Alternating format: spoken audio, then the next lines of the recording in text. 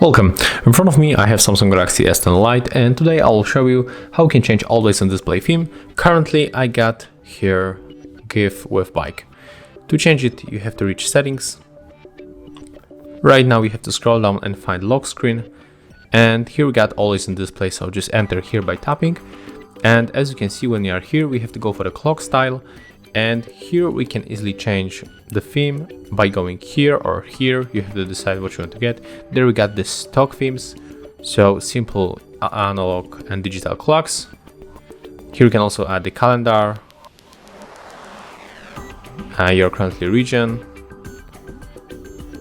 and there is the preview, how it looks. If you want to go back, just click here. You can also adjust the colors of your captions. You can choose something from the gallery. For example, we can go for this cute animal. Click down and take a look on your lock screen right now. As you can see, our theme has changed.